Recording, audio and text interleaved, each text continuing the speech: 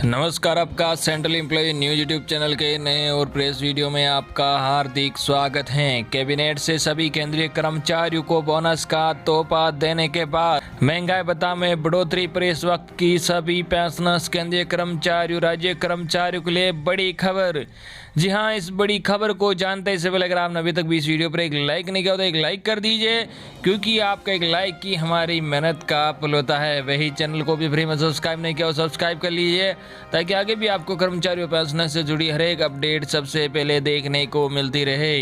दोस्तों, आज औद्योगिक श्रमिकों के लिए उपभोक्ता मूल्य सूचकांक की नई श्रृंखला जारी होने के अवसर पर उपस्थित हमारे मंत्रालय के सचिव श्री अपूर्व चंद्रा जी, महानिदेशक Shri DPS Negi ji, labour bureau के वरिष्ठ सलाहकार, उपस्थित अन्य सभी अधिकारीगण, मीडिया एवं प्रेस के मित्रों तथा उपस्थित हमारे इस कार्यक्रम को में सम्मिलित हुए सुन रहे सभी भाइयों और बहनों, आप सभी को मेरी ओर से हार्दिक शुभकामनाएं। मित्रों, आज श्रम ब्यूरो द्वारा 2016 आधार वर्ष के साथ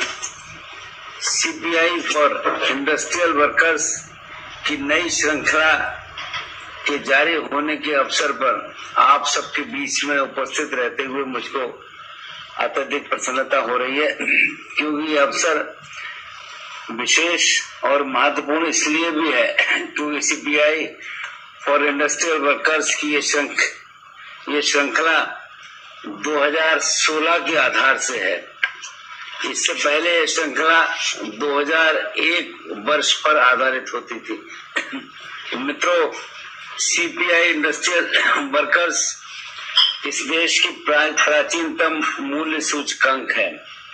इस बात को सभी मानते हैं कि ये एक अत्यंत महत्वपूर्ण आर्थिक संकेतक है, क्योंकि ये सूचकांक जनसंख्या द्वारा उपभोग की जाने वाली वस्तुओं और सेवाओं के मूल्यों में होने वाले बदलावों को नापने का काम करता है। इस सूचकांक का प्रयोग अनुसूचित रोजगारों में न्यूनतम मजदूरी के निर्धारण संशोधनों के साथ साथ लाखों केंद्रीय एवं राज्य सरकार के कर्मचारियों तथा औद्योगिक क्षेत्रों में श्रमिकों को दिए जा रहे महंगाई भत्ते के विनियमन और निर्धारण हेतु भी किया जाता है।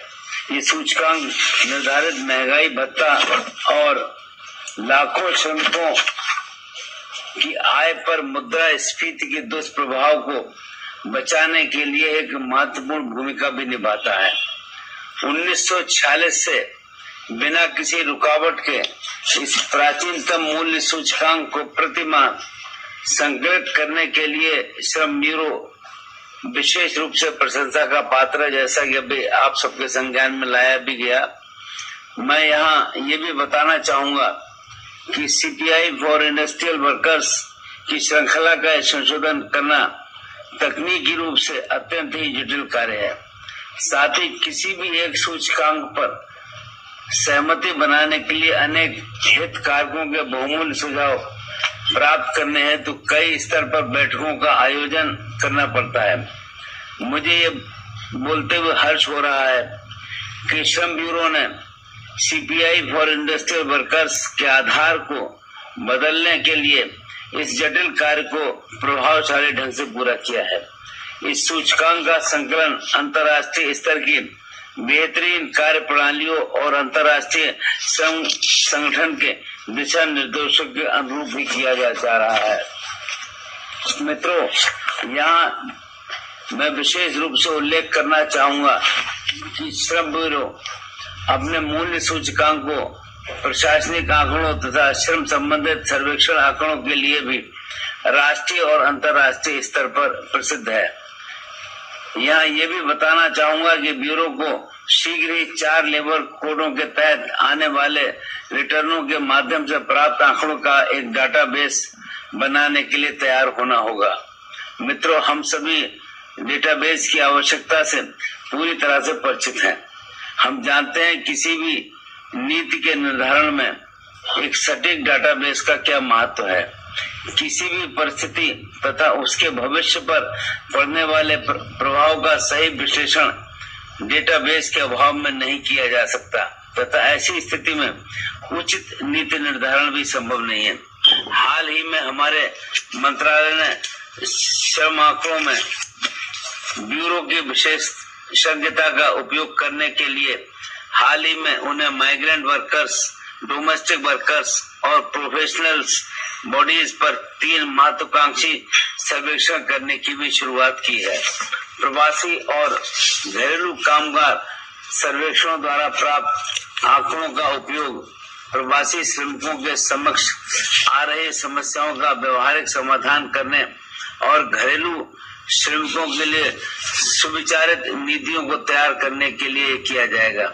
मुझे ये बताया गया है कि सीपीआई के इस बेस परिवर्तन के लिए सभी संबंधित अधिकारियों एवं कर्मचारियों ने कोविड-19 महामारी जैसे मुश्किल समय में भी प्रतिदिन कार्यालय में उपस्थित होकर इस कार्य को अत्यधिक निष्ठा पूर्वक संपन्न किया है। मुझे ध्यान है कि जब मैं अभी बीते दिनों चंडीगढ़ गया था उद्घाटन के अवसर पर, तो कार्य प्रक्रिया को मैंने समझने का काम किया। मित्रों, मेरा यह मानना है कि इतने बड़े कार्य की सफलता टीम स्पिरिट की भावना से ही सुनिश्चित की जा सकती है।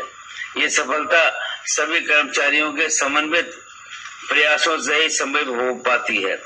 हमारे अधिकारियों ने पिछले 6 माह से लगातार आधार संशोधन के इस कार्य को सफलतापूर्वक निष्पादित किया है।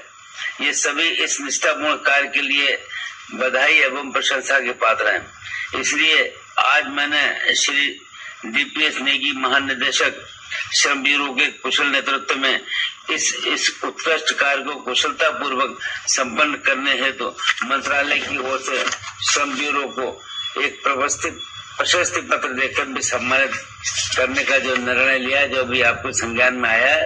मैं श्रम ब्यूरो के शिमला कार्यालय में CPI consumer price index for agricultural and rural labours आधार संशोधन में कार्यरत अधिकारियों एवं कर्मचारियों से अपेक्षा करता हूं कि वे भी इस कार्य को पूरी तत्परता के साथ अगस्त 2021 तक पूरा करने का प्रयास करेंगे, ताकि इस सूचकांक का भी नया आधार जारी किया जा सके।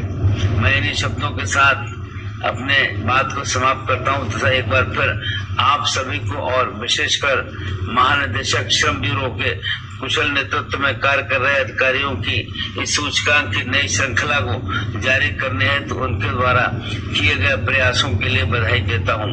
मुझे पूरा विश्वास है कि श्रमिकों से संबंधित अन्य महत्वपूर्ण आंकड़े देते हुए नीति निर्माण की प्रक्रिया में हम लोग अपनी महत्वपूर्ण भूमिका निभाएंगे। धन्यवाद। जय हिंद।